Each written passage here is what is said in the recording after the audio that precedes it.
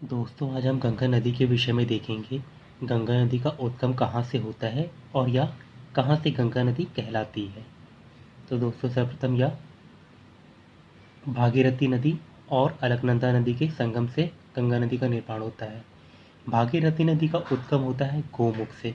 गोमुख जहाँ गंगोत्री ग्लेशियर है, यहाँ से यह निकलती है और धराशु नामक स्थान से मुड़कर, जो कि उत्तरकाशी में पड़ता है, यहाँ से मुड़कर यह टिहरी ज़िले से होते हुए, जहाँ पे टिहरी डैम भी है, यह हाईएस्ट डैम इन इंडिया है। भागीरथी नदी देवप्रयाग में आके मिलती है। इसी तरह अलकनंदा नदी का उद्गम सतोपंथ ग्लेशियर और भागीरथी खड़क ग्लेशियर से होता है। यह माना विलेज नामक स्थान से मुड़कर बद्रीनाथ होते हुए यह विष्णुप्रयाग का निर्माण करती है। विष्णुप्रयाग का निर्माण वहाँ होता है जहाँ अलकनंदा और धौली गंगा आके मिलती हैं। धौली गंगा नदी का उद्गम नंदा देवी नेशनल पार्क से होता है।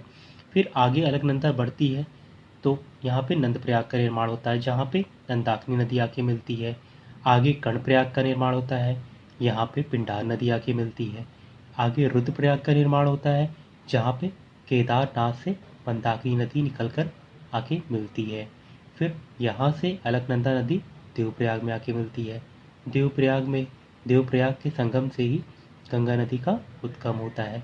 यह ऋषिकेश होते हुए शिवालिक रेंज, जहाँ पे राजा जी नेशनल पार्क भी पड़ता है, या राजा जी नेशनल पार्क होते हुए शिवालिक रेंज को पार करते हुए हरिद्वार में आती है। हरिद्वार में ये उत्तराखंड और उत्तर प्रदेश के बॉर्डर पर लगभग 20 किलोमीटर की दूरी तय करते हुए यह बिजनौर जिले में यूपी के आ जाती है।